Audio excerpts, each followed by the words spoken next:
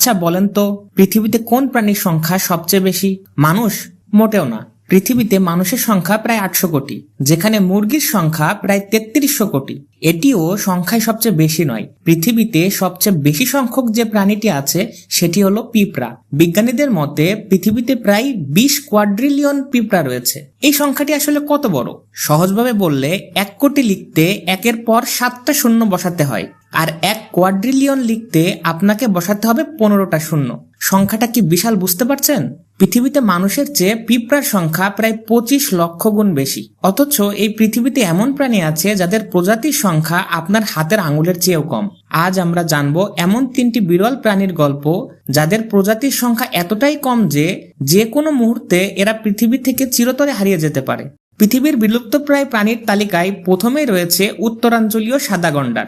একসময় এই প্রাণীরা মধ্য আফ্রিকার বিস্তীর্ণ তৃণভূমি রাজত্ব করে বেড়াতো। আজ সারা পৃথিবীতে এই প্রাণী বেঁচে আছে মাত্র 2টি। এদের নাম নাজিন ও ফাতু। কেনিয়ার ওল পেজেটা কনজারভেন্সিতে কড়া পাহারায় দিন কাটছে মা আর মেয়ের। কিন্তু ট্র্যাজেডি হলো পৃথিবীতে এই প্রজাতির আর কোনো পুরুষ গন্ডার অবশিষ্ট নেই। অর্থাৎ এই প্রজাতি স্বাভাবিকভাবেই আর কখনো বংশবিস্তার করতে পারবে না। মানুষের আকাশচুম্বী লোভ আর গন্ডারের শিংয়ের জন্য শিকার এই রাজকীয় প্রাণীটিকে আজ বিলুপ্তির দোরগোড়ায় নিয়ে এসেছে। নাজিন আর ফাতু মারা গেলেই পৃথিবী থেকে চিরতরে মুছে যাবে উত্তরাঞ্চলীয় সাদা গন্ডারের নাম। এই তালিকায় 2 নম্বরে আছে পৃথিবীর সবচেয়ে বড় মিঠাপানির কচ্ছপ ইয়াংজি জায়ান্ট টার্টেল।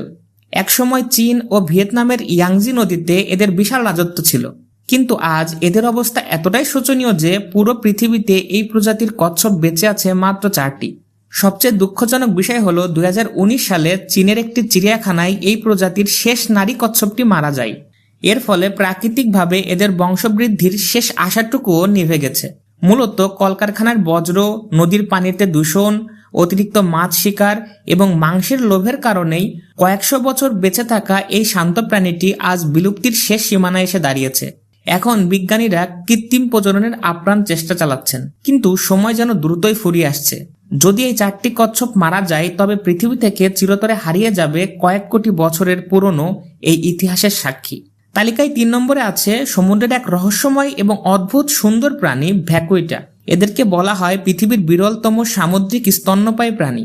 এদের চোখের চারিপাশে কাজলের মতো ঘন কালো দাগ আর ঠোঁটের কোণে কালো রিং দেখে মনে হবে সমুদ্রের বুকে এক টুকরো পান্ডা ভেসে বেড়াচ্ছে। দুর্ভাগ্যজনক বিষয় হলো 1958 সালে আবিষ্কৃত হওয়ার মাত্র কয়েক দশকের মধ্যেই এরা আজ পৃথিবীর বুক থেকে মুছে যাওয়ার অপেক্ষায়। বর্তমানে পুরো পৃথিবীতে এদের সংখ্যা 10টিরও কম। ভাবা যায় মাত্র 10টি প্রাণী নিয়ে একটি পুরো প্রজাতি টিকে আছে। এদের বিপন্ন হওয়ার একমাত্র কারণ হলো মানুষের তৈরি মরণফাঁদ বা গিলনেট।